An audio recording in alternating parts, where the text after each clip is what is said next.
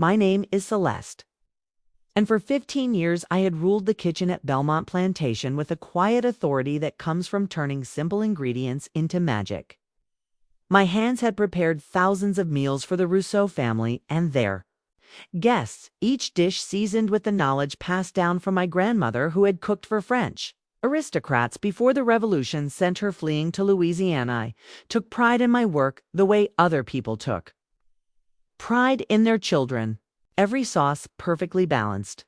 Every roux the exact shade of mahogany that marked the difference between good cooking and great cooking. My kitchen was my sanctuary. The one place on this plantation where my expertise was unquestioned and my judgment was trusted. Absolutely, monsieur. Henry Rousseau had built his fortune on sugarcane, and his reputation on the elaborate dinner parties that showcased both his wealth and my culinary skills. Politicians and planters from New Orleans would travel hundreds of miles just to taste my turtle soup or my famous bread pudding with whiskey sauce. And Madame Claire always made sure to mention that their cook was an artist with ingredients. That Tuesday morning in March started like any other, with me rising before dawn to begin the complex choreography of breakfast preparation for a household that expected perfection with their morning coffee. I had been preparing this same breakfast routine for so many years that my hands moved without conscious direction, measuring coffee grounds, slicing fresh bread, arranging fruit on delicate porcelain plates. The coffee was my particular specialty, a blend of beans from different regions that I roasted myself to achieve the perfect balance of strength and smoothness. I added just a touch of chicory for complexity and a pinch of cinnamon for warmth, serving it in the fine china cups that Madame Claire had inherited from her mother Celeste, called Marie, the young house girl who helped serve breakfast. Madame says she wants her coffee extra strong this morning. She didn't sleep well and needs something to wake her up proper. Tell Madame her coffee will be perfect, as always, I replied, adding an extra measure of grounds to the pot and letting it brew a few minutes longer than usual. Strength was easy to achieve without sacrificing flavor if you understood the science of extraction. I watched Marie carry the silver tray into the dining room where Monsieur and Madame Rousseau were reading their morning correspondence. The routine was so familiar that I barely paid attention, instead focusing on the delicate soufflé that needed precise timing for the second course. That's when I heard the commotion. Voices raised in alarm coming from the dining room, followed by Marie's scream echoing through the house like a bird of ill omen. I dropped my whisk and ran toward the sound. My heart already pounding with dread. Monsieur Rousseau was collapsed in his chair, his face gray and twisted with pain, his breathing shallow and labored while coffee dripped from the overturned cup onto the Persian rug. Madame Claire knelt beside him, calling his name while their oldest son, Charles, shouted for someone to fetch the doctor. What happened? I asked, pushing through the gathering crowd of house servants and family members. What's wrong with Monsieur? He took one sip of his coffee and started convulsing, Marie said through her tears, started clutching his throat and gasping like he couldn't breathe. Then he just collapsed. Coffee, my coffee, the blend I had prepared with the same care I gave to every meal. The thought that something from my kitchen could have caused such suffering made my stomach turn with horror and disbelief.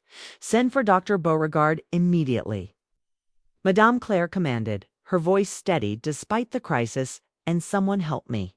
Get Henry to his room where he can rest properly as the men carried Monsieur Rousseau upstairs. I found myself staring at the spilled coffee, the dark liquid spreading across expensive fabric like an accusation.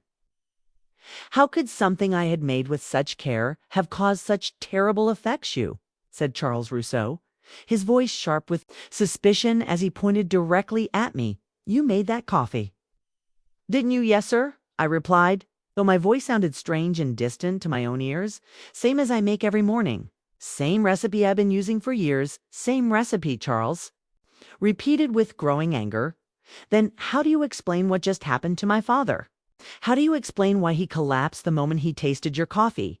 The accusation hung in the air like smoke. It's poisonous and choking. I could see the suspicion spreading across the faces of everyone in the room. could feel the weight of their stares as they began to see me not as trusted Celeste who had fed their family for 15 years, but as a potential murderer. I don't know, I said honestly. I prepared the coffee exactly as I always do. I don't understand what could have gone wrong. Don't understand, Char said with a harsh laugh. Or don't want to admit that you finally decided to get revenge on the family that owns you. Revenge. The word hit me like a slap.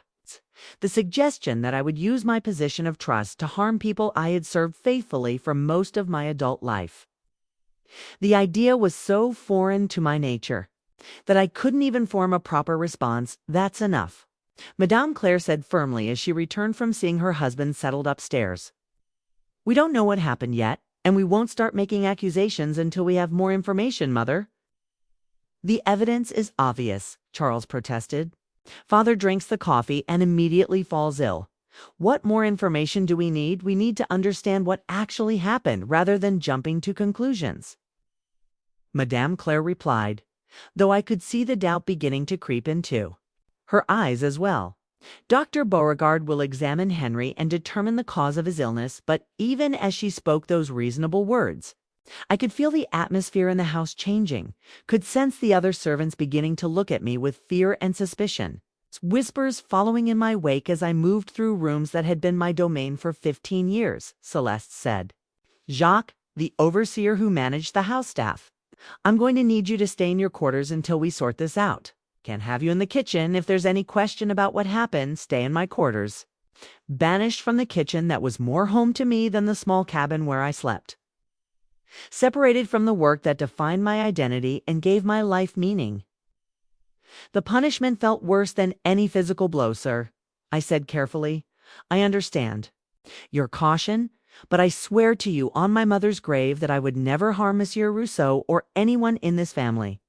That coffee was prepared with the same care I've given every meal for 15 years, maybe, Jacques replied, though his tone suggested he didn't believe me. But until we know for sure, you're confined to quarters, and if the doctor confirms what we all suspect, well, we'll deal with that when the time comes. I walked to my cabin in a daze, my mind reeling with the implications of what was happening. Poisoning a master was a capital offense that could result in hanging or worse, and the circumstantial evidence seemed to point directly at me despite my complete innocence. The hours that followed were the longest of my life. Sitting in my small room while the plantation buzzed with rumors and speculation about the cook who had tried to murder her master, I replayed every step of my morning routine. Searching for anything that might explain what had happened. The coffee beans had been from the same shipment I'd been using all week. Roasted in my usual manner and stored in sealed containers that only I had access to. The water had come from the same well we always used, boiled in the same pot that had served the family for years. Think, Celeste? I whispered to myself, what was different about this morning? What could have changed to cause such a terrible result? The only variation had been Madame Claire's request for stronger coffee, which had led me to add extra grounds and extend the brewing time. But that was a minor adjustment that should have affected only the taste and potency, not the safety of the beverages. Evening approached. I could hear voices gathering outside my cabin, angry voices that spoke of justice and punishment, of making an example of uppity slaves who forgot their place. The crowd was growing larger and more agitated, fed by rumors and fear. Stringer up. Someone shouted, "Poison is a coward's weapon, and cowards deserve a coward's death. Burn the witch," called another voice. "She's probably been putting spells in our food for years, using African magic to harm decent Christian folks." African magic spells. The ignorant prejudices that turned skilled cooking into witchcraft whenever something went wrong. I had heard such talk before, but never directed at me. Never spoken by people who had praised my abilities for years. Knock at my door interrupted my fearful thoughts, and I opened it to find Madame Claire standing on my threshold, her face grave but not hostile, accompanied by two of the house servants who carried lanterns against the gathering darkness. "Celeste," she said quietly, "I need to speak with you about what happened this morning." "Yes, ma'am," I replied, stepping aside to let her enter my small cabin. I'm ready to answer any questions you have first, Madame Claire said, settling into the single chair my quarters afforded. I want you to know that Henry is stable. Dr. Beauregard says he's past the worst of it and should recover fully. Relief flooded through me so powerfully that my knees nearly buckled. Monsieur Rousseau would live. Whatever had caused his illness had not been fatal, which meant that at least I would not be facing charges of murder. Thank God, I whispered. I've been praying for his recovery all day. I believe you have, Madame Claire said, studying my face with the intensity of someone trying to read a difficult text. And that's what I want to discuss with you, ma'am. In 15 years, you have never given me reason to doubt your character or your competence. She continued, you have prepared thousands of meals for my family, including times when we've been ill and needed special care. You've never shown anything but dedication and skill. Yes, ma'am, I said, hardly daring to hope that she might actually believe in my innocence. So I find myself wondering, Madame Claire said thoughtfully, if someone who has been so consistently trustworthy for so many years would suddenly decide to poison her master's coffee. Never, I said with absolute conviction. I would never harm Monsieur Rousseau or anyone in this family. My reputation and my pride are built on the care I take with every dish I prepare. That's what I thought, Madame Claire said with a slight smile, which is why tomorrow morning I'm going to taste that coffee myself. The announcement that Madame Claire intended to test the coffee sent shockwaves through the plantation. Charles Rousseau argued violently with his mother, insisting that she was risking her life to protect a slave who had already proven herself dangerous. But Madame Claire remained firm in her decision. If Celeste is innocent, as I believe she is, then the coffee should be perfectly safe, she explained to her son during a heated discussion that I could hear through the thin walls of my cabin. And if she's guilty, then we'll know for certain rather than relying on assumptions, Mother. You're being foolish, Charles replied, his voice tight with frustration. The evidence is clear. Father drank the coffee and immediately fell ill. What more proof do you need? I need proof that doesn't require me to believe that a woman who has served this family faithfully for 15 years suddenly decided to commit murder, Madame Claire said with steel in her voice. Celeste has earned the right to a fair examination of the evidence. Fair examination. The phrase gave me hope that I hadn't felt since the morning's disaster. At least one person was willing to consider that there might be another explanation for what had happened, that my character and history of service might count for something. That night I barely slept, my mind churning with anxiety about the test that would determine my fate. If the coffee proved to be poisoned and Madame Claire became ill, nothing would save me from the gallows. But if it proved harmless, I would still need to explain what had made Monsieur Rousseau so sick. Lord, I prayed in the darkness of my cabin. You know my heart and my innocence. Please let the truth come to light tomorrow. Please don't let Madame Claire suffer for her faith in me. Dawn came gray and overcast, matching my mood as I was escorted back to the kitchen under guard. The familiar space felt foreign now, tainted by suspicion and fear, but I moved through the preparation routine with the same careful attention I had always given to my work. Make the coffee exactly as you did yesterday morning, Jacques instructed, watching my every move with hawk-like intensity. Same beans, same method, same everything. Yes, sir, I replied, my hands surprisingly steady despite my inner turmoil. I'll replicate yesterday's preparation. Exactly. The crowd that gathered to witness the test was larger than I had expected. House servants and field hands alike, drawn by the drama of a mistress risking her life to prove her cook's innocence. Their faces showed a mixture of curiosity, fear, and anticipation that made my stomach churn. Madame Claire arrived, dressed in her finest morning gown, as if she were attending a social function rather than a trial that could end in her death. Her composure was remarkable, showing no sign of the fear she must have been feeling. Celeste, she said formally, prepare my coffee as you did for my husband yesterday morning. Extra strong as I requested, using exactly the same ingredients and methods. Yes, ma'am, I said, beginning the process under the watchful eyes of dozens of witnesses. I measured, The coffee grounds with exaggerated care, added the pinch of chicory and cinnamon that were my signature touches. Poured the boiling water over the mixture with hands that trembled only slightly. The brewing process felt like an eternity. Steam rising from the pot while silence stretched taut across the kitchen. Every person present seemed to be holding their breath, waiting to see whether their mistress would collapse as her husband had done. "The coffee is ready, ma'am," I announced. When the proper brewing time had elapsed, pouring the dark liquid into one of the delicate china cups that had graced the Rousseau breakfast table for generations, Madame Claire took the cup with steady hands, lifting it to her lips while everyone watched in fascination and horror. She paused for just a moment, perhaps gathering her courage, then took a deliberate sip of the coffee I had prepared. Nothing happened.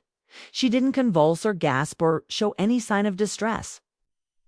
Instead, she took another sip, then another, drinking perhaps half the cup before setting it down with a thoughtful expression. "Perfectly normal coffee," she announced to the crowd, "strong as I requested.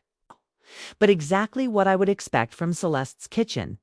No bitter taste, no strange aftertaste. Nothing that would suggest any harmful additions." A murmur went through the assembled witnesses, confusion replacing anticipation as they tried to understand what this meant for the mystery of Monsieur Rousseau's illness. "But if the coffee isn't poisoned?" asked Marie, the young house girl. "What made Monsieur so sick yesterday morning that?" Madame Claire said with a smile. "It's exactly the question we need to answer." She walked to the dining room where yesterday's disaster had unfolded, studying the scene with the careful attention of someone looking for clues rather than simply accepting obvious conclusions. I followed at a respectful distance, my heart beginning to lift as I realized that she truly believed in my innocence show. "Me, exactly what happened," Madame Claire instructed Marie. "Exactly how you served the coffee and what my husband did when he received it." Marie recreated the scene, placing the silver tray on the sideboard and pouring coffee into Monsieur Rousseau's favorite cup. As she lifted the sugar bowl to add his usual amount, Madame Claire held up her hand. "Wait," she said sharply. "Let me see that sugar." She examined the contents of the crystal sugar bowl, stirring it with a silver spoon and bringing a small amount to her nose. Her expression changed immediately from curiosity to alarm. "This isn't sugar," she said quietly, then louder so everyone could hear. "This is not sugar at all." She called for Jacques to bring her a lamp, holding the light close to examine the white crystals that looked exactly like the refined sugar that normally graced the breakfast table, but under closer inspection revealed subtle differences in texture and clarity. "Salt," she announced with growing excitement. "Someone has replaced the sugar in this bowl with salt. That's why Henry became ill. He drank coffee with salt instead of sugar. Salt. Not poison, not witchcraft, not any deliberate attempt to harm, just a simple case of mistaken ingredients that had nearly cost me my life." I felt my knees go weak with relief and had to steady myself against the dining room wall. "But who would do such a thing?"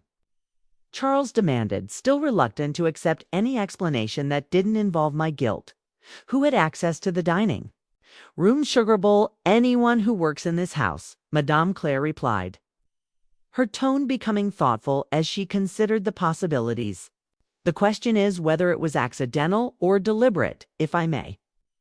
"Ma'am," I said carefully, "yesterday was Marie's first week serving breakfast. She's been helping in the kitchen, but just started carrying trays to the dining room." All eyes turned to Marie, whose face had gone pale with understanding and fear. I was trying to help," she stammered. "I saw that the sugar bowl was nearly empty and I filled it up. But maybe I grabbed the wrong container." "Which container did you use?" Madame Claire asked gently. "The one on the shelf beside the stove." Marie replied, tears beginning to flow. "It looked just like sugar. White crystals in a jar. I thought I was being helpful by filling the bowl before breakfast." The shelf beside the stove, where I kept several containers of white crystalline substances: sugar for baking, salt for seasoning, baking soda for leavening. All of them looking similar enough to confuse someone unfamiliar with kitchen organization. "Oh, child," I said with a mixture of relief and sympathy.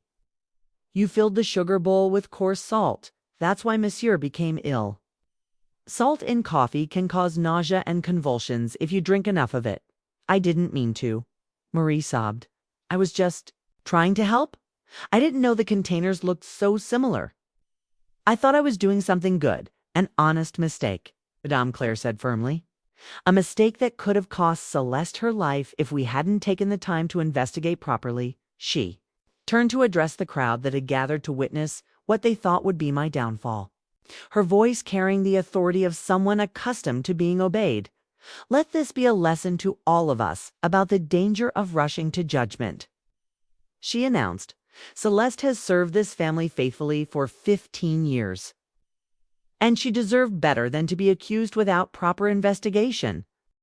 My apologies, Celeste, Charles said stiffly, clearly embarrassed by his hasty accusations. I should have trusted your character rather than jumping to conclusions. Thank you. Sir, I replied, though his words felt hollow after the fear and humiliation I had endured. Apologies are not enough. Madame Claire said sharply, looking at her son with disappointment. Celeste nearly died because we were too quick to believe the worst about someone who has never given reason to doubt her integrity. She walked over to where I stood, still shaking with relief and residual fear, and took my hands in hers. Ah, gesture that shocked everyone present, including myself, Celeste. She said, her voice warm with genuine emotion. Forgive me for allowing you to suffer such accusations. Forgive this family for not trusting in the character you've demonstrated every day for 15 years, ma'am. I said, overwhelmed by her words and her gesture. You have been more than a cook to this family, Madame Claire continued. You have been an artist, a caretaker, a trusted member of our household, and we failed you when we needed to stand by you. Thank you. Ma'am, I whispered, tears flowing freely now that the nightmare was ending. Thank you for believing in me when everyone else was ready to see me hanged. Never again. Madame Claire said with conviction, never again will anyone in this house be condemned without proper evidence, and never again will your loyalty and service be questioned because of an accident or misunderstanding.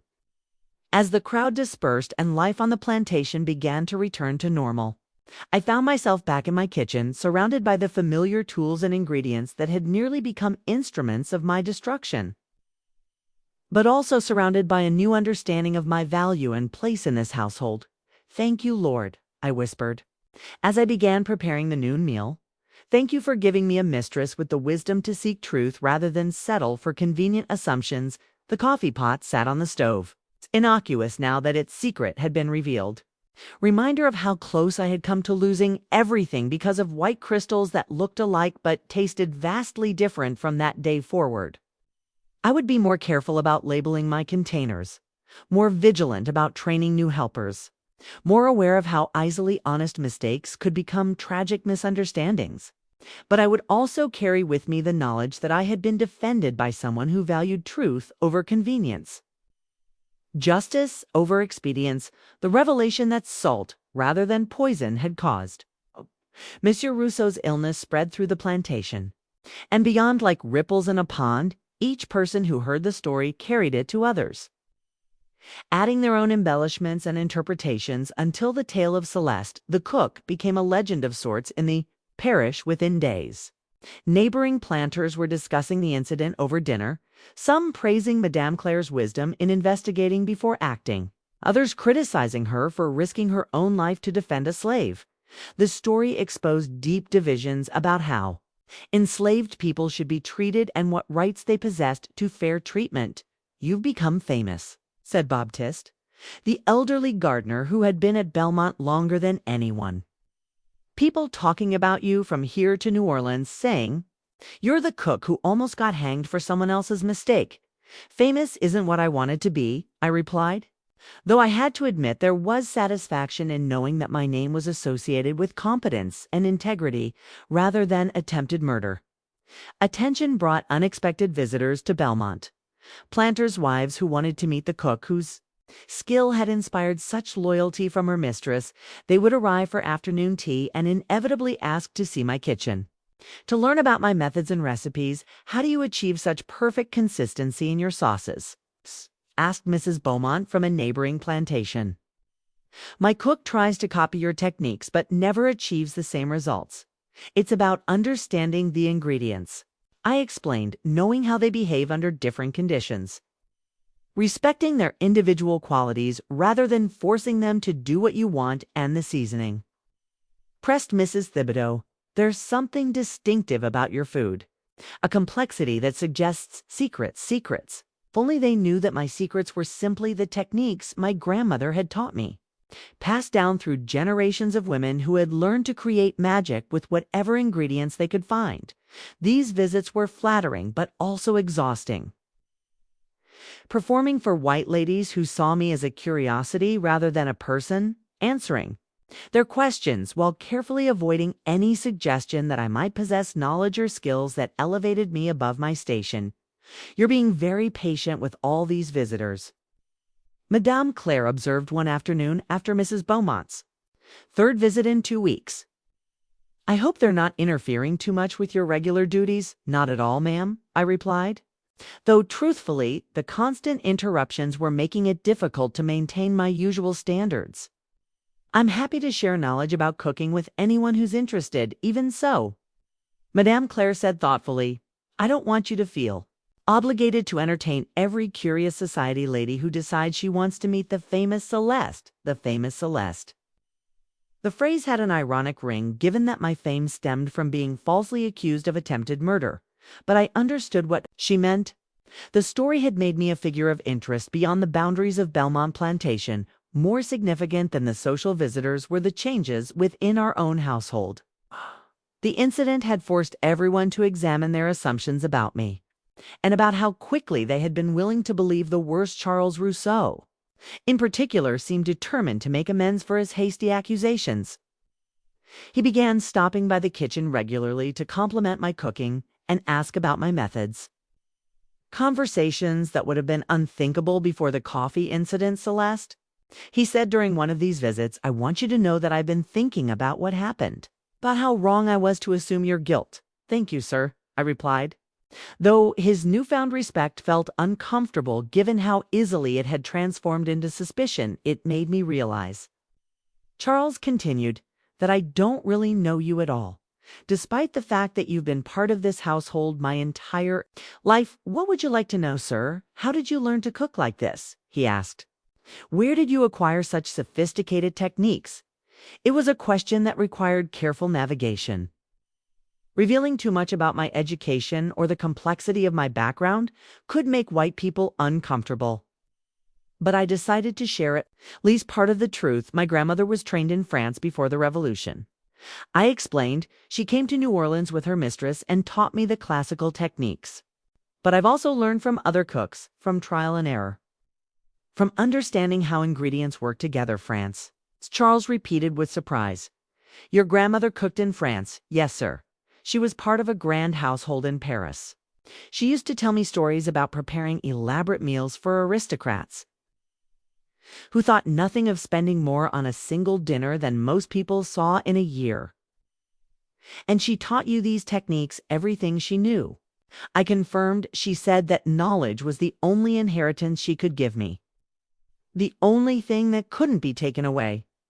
Charles nodded thoughtfully, perhaps beginning to understand that my skills represented generations of accumulated knowledge rather than simple natural talent. Would you?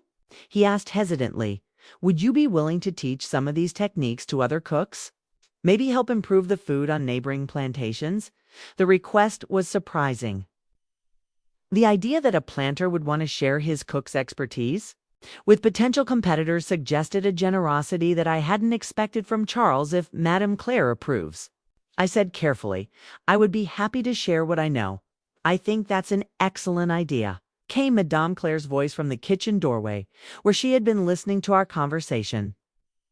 Celeste's knowledge is too valuable to keep entirely to ourselves. But, ma'am, I protested, if I teach other cooks my methods, won't that diminish the special reputation of Belmont's cuisine? On the contrary, Madame Claire said with a smile, it will establish you as the teacher who, trained the best cooks in Louisiana.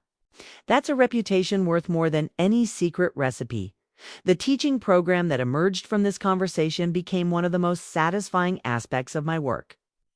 Planters would send their cooks to Belmont for week-long sessions where I would demonstrate techniques and share recipes that had been perfected over generations.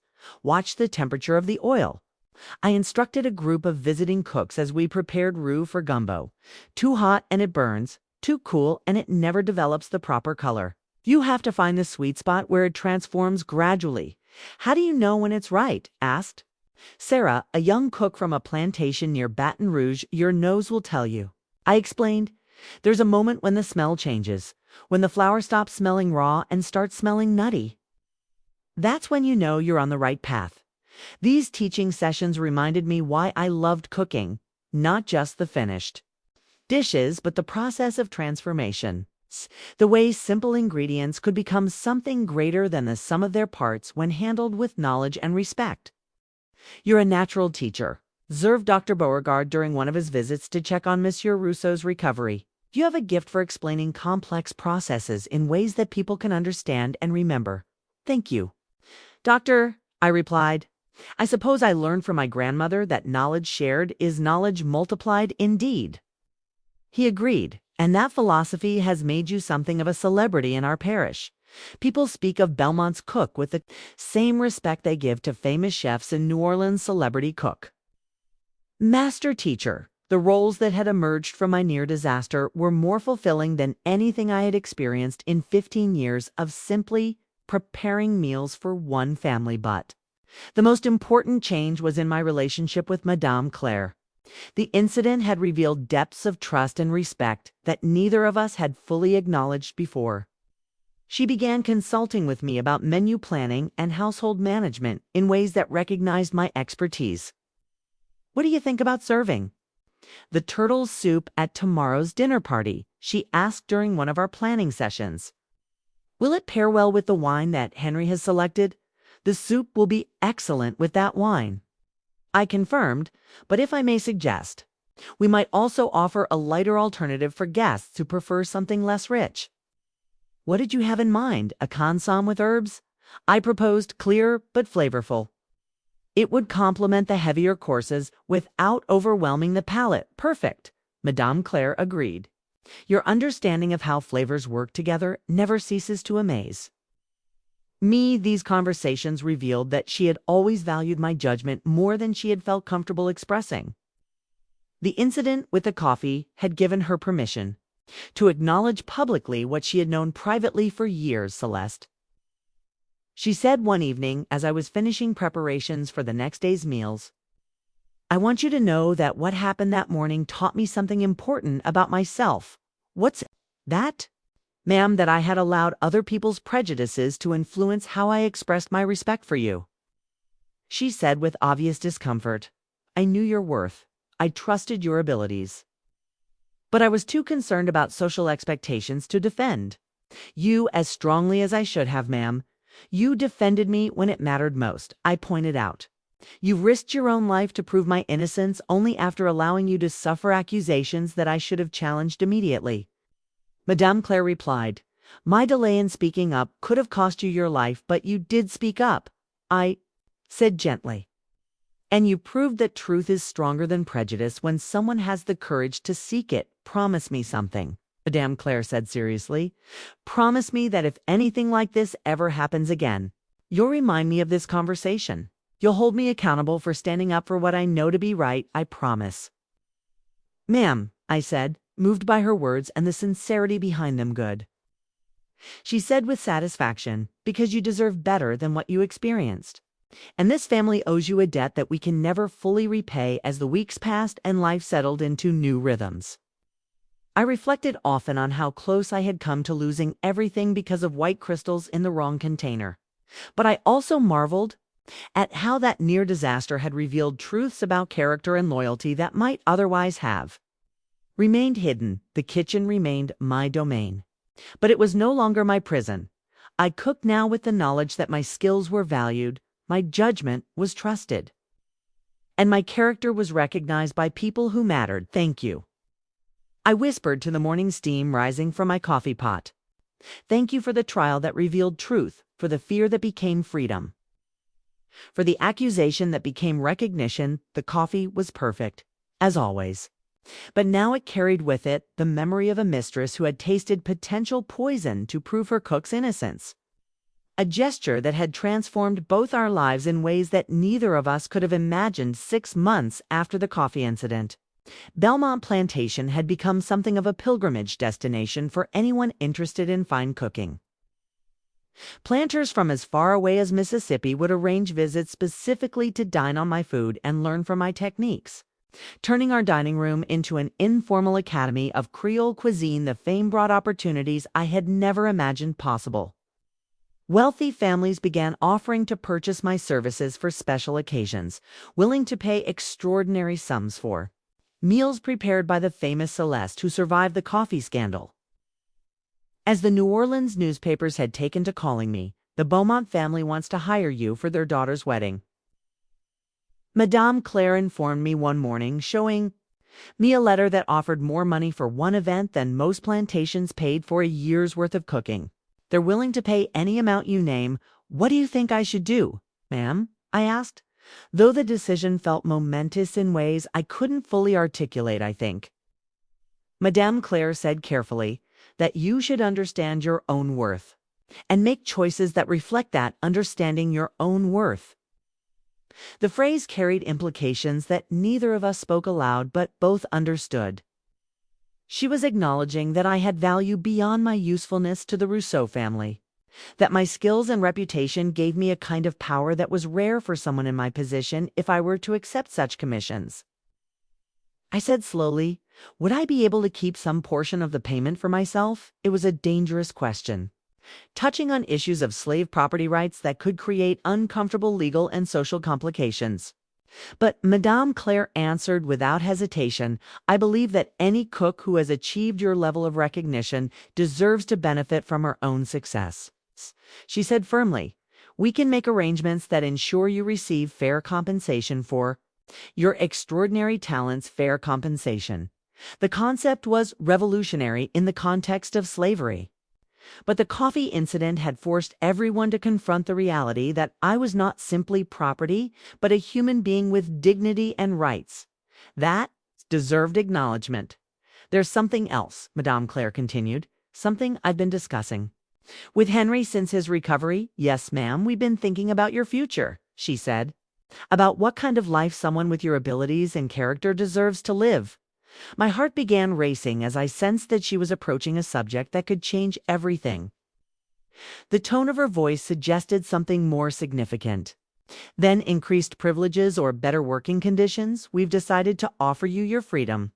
Madame Claire said quietly, legal manumission that would allow you to choose your own path in life, freedom. The word hung in the air between us like a prayer finally answered. After 15 years of faithful service and the trauma of false accusations, they were offering me the one thing I had never dared to hope for, ma'am. I whispered, hardly able to believe what I was hearing. Are you certain, completely certain? She replied with a warm smile.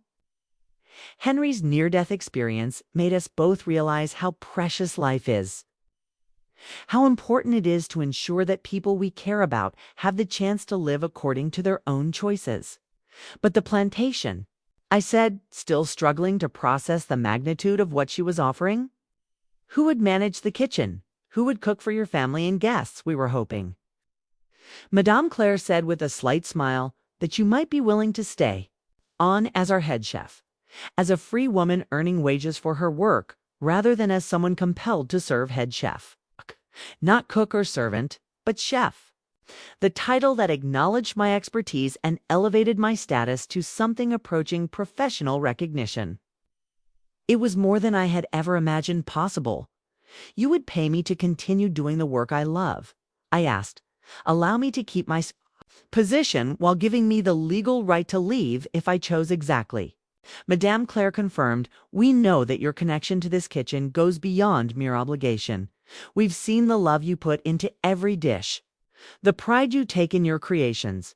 We want to preserve that relationship while giving you the dignity of choice. The offer was so generous, so unexpected, that I found myself crying tears of gratitude and joy. 15 years of faithful service had earned me not just freedom, but continued employment in the work that defined my identity. What about the other planters? I asked, thinking practically about the implications. What about their offers to hire me for special events? As a free woman, you would be able to accept such commissions, Madame Claire explained. We would ask only that you give Belmont first priority, that you maintain your primary residence here and continue to oversee our art. Daily meals, a consulting chef, I said, understanding beginning to dawn. Someone who could work for multiple families while maintaining a base of operations. Precisely. Madame Claire agreed. Your reputation could support a business that serves the finest families throughout Louisiana, with Belmont as your flagship establishment. The vision she was describing was breathtaking, the possibility of building a career based on my skills rather than my bondage, of being recognized and compensated as the professional I had always been in everything but legal status. When I asked when would this freedom take effect, the papers are already being prepared, Madame Claire said. Henry wanted to surprise you. 2. Thank you for 15 years of dedicated service by giving you the most precious gift we could offer, and he's certain about this decision. I pressed, even after what happened with the coffee. Even after the suspicions and accusations, especially after what happened with the coffee, came Monsieur Rousseau's voice from the kitchen doorway, where he had been listening to our conversation. That incident showed us what kind of person you really are, Celeste. It confirmed what we should have acknowledged years ago, monsieur, I said, rising to greet the man whose near death had nearly cost me my life. How are you feeling, sir? Much better, he replied with a smile. Thanks to Dr. Beauregard's care and my wife's investigation that prevented a terrible injustice from being committed, sir. About that morning, I began, wanting to express my remorse for what had happened about that morning. Monsieur Rousseau interrupted gently. I want you to know that I never believed you had tried to poison me. Even in my delirium, I knew that someone with your character and integrity would never do such a thing. Thank you. Sir, I said, moved by his faith in me. It was others who jumped to conclusions, he continued, glancing meaningfully at the doorway where Charles had appeared. Others who allowed prejudice to override common sense. I've apologized for that, Charles said defensively, though his tone suggested genuine remorse, and I've tried to make amends by supporting Celeste's teaching programs and helping to spread her reputation. Apologies are important. Monsieur Rousseau agreed, but actions matter more. Which is why we've decided that the best way to honor Celeste's service is to give her the freedom to choose her own future. The freedom papers will be filed next week, Madame Claire added, and we've already arranged for you to have a cottage on the plantation grounds. Your own space that belongs to you rather than being provided by us. My own cottage. My own space. Legal documents that would establish my personhood under the law. It was almost too much happiness to absorb all at once. There's one more thing, Monsieur Rousseau said, reaching into his jacket pocket. Something that Claire and I wanted you to have as a token of our gratitude. He handed me a small leather bag that clinked with the sound of coins, more money than I had ever seen in one place. Enough to establish myself independently if I chose to leave Belmont entirely, sir. This is too much, I protested, though my hands shook as I held the unexpected wealth. It's 15 years of back wages, he explained, payment for services that deserved compensation all along. We can't undo the injustice of unpaid labor, but we can acknowledge it and try to make partial amends. 15 years of wages calculated at rates that reflected my true value rather than my legal status. The sum represented not just money, a recognition that my work had always deserved proper compensation. I don't know what to say, I whispered, overwhelmed by their generosity. Say that you'll stay, Madame Claire said warmly. Say that you'll continue to bless this kitchen with your presence and our table with your artistry. I can't imagine being anywhere else. I replied honestly, this kitchen is my home. This work is my calling. Freedom just makes it possible for me to choose what I was already choosing. Then it's settled. Monsieur Rousseau said with satisfaction, Chef Celeste of Belmont Plantation. The first free black chef in Louisiana to operate her own culinary consulting business. The pioneering nature of what we were creating added weight to the decision I would be breaking new ground, proving that excellence could be recognized and rewarded regardless of the color of the chef's skin that evening. As I prepared what would be my last meal as an enslaved person, I reflected on the journey that had brought me to this moment. From the terror of false accusations to the triumph of vindication and freedom, thank you. I whispered to my grandmother's spirit, thank you for the knowledge that became my salvation, for the skills that earned me recognition, for the character that sustained me through crisis. The coffee pot sat on the stove, innocent now of any sinister associations. Reminder of how close I had come to losing everything and how far I had traveled since that terrible morning tomorrow I would wake up as a free woman. Chef Celeste rather than just Celeste, someone who had earned her position through talent and dedication rather than someone assigned to it by circumstance of birth, forgive me. Madame Claire had said on the morning she tasted my coffee and proved my innocence. But the forgiveness had flowed both ways, healing wounds of suspicion and fear while creating bonds of mutual respect that transcended the artificial barriers. Of race and status, I was still the same person who had spent 15 years perfecting recipes and serving the Rousseau family. But I was also someone new, someone whose worth had been tested in fire and emerged refined like gold, someone whose freedom had been earned through character as much as granted through generosity. Fune would remain my domain, but now it belonged to me as much as I belonged to it. Every dish I prepared would be seasoned with the knowledge that I was there by choice, that my talents were valued, that my future was mine to determine as I locked the kitchen for the night and walked toward my quarters for the last time as an enslaved person. I carried with me not just the promise of freedom, but the understanding that some gifts are too precious to be bought or sold, some talents too valuable to be owned, some spirits too strong to be broken by false accusations or systematic oppression.